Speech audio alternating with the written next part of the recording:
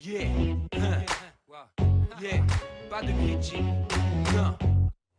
Max Solenor, bonjour et merci d'avoir une nouvelle fois accepté notre invitation. Ça y est, l'ensemble des téléspectateurs de Guyane Première vous connaissent et connaissent encore mieux l'association Ripper Café puisque vous venez grâce à la Procep et le trophée Guyane Assos d'avoir un premier prix, c'est cela? Oui, une reconnaissance qui nous a beaucoup fait plaisir de tout ce qu'on a accompli durant l'année 2015. Alors, on rappelle le principe de fonctionnement de votre association. Vous êtes des professionnels dans les domaines de l'électroménager, en tout cas de l'électronique, de l'électrotechnique. Exact. Et non contents de manger de l'électronique et de l'électricité tout au long de la semaine, eh bien, une fois par mois, vous proposez à l'ensemble de la population de faire de la réparation de l'électroménager.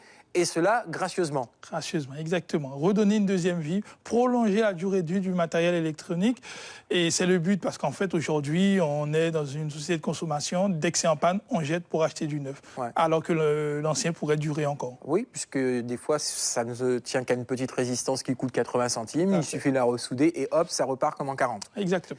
Alors, la bonne nouvelle, la voilà, c'est que depuis peu, vous avez maintenant une adresse, un site où vous faites de l'accueil et de la réception de tous ces appareils électroménagers. C'est ça. Alors pour l'instant, ce n'est qu'un point de collecte, mais en tout cas, celui qui dépose du matériel à cette adresse-là, il sait que cet appareil-là, il ne sera pas mis directement à la poubelle, mais il aura une deuxième vie, soit dans son intégralité, parce qu'il aura été réparé et il pourra être peut-être donné ou revendu à moindre coût, ou alors il sera utilisé comme pièce détachée pour réparer un autre appareil. Mais dans tous les cas, c'est un appareil qui servira à prolonger la durée de vie de nos appareils électriques. Alors, le nom de la rubrique du jour, c'est « Jeter de l'électroménager, plus question ». C'est un peu votre leitmotiv.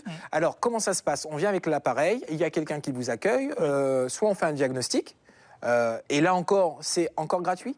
Oui, tout à fait, oui. C'est-à-dire que la personne, elle vient, elle dépose son appareil, on lui dit s'il est réparable ou pas. Oui. Des fois, ils peuvent le laisser.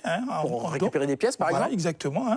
Et ensuite, s'il est réparable, on lui propose de le réparer en lui disant qu'est-ce qu'on va faire, pourquoi est-ce qu'il est tombé en panne, parce que ça aussi, c'est important, de leur expliquer. En fait, le but, c'est vraiment de donner aux gens, la fois comprendre pourquoi est-ce que c'est important aujourd'hui de ne pas jeter, mais de chercher à réparer. Ouais.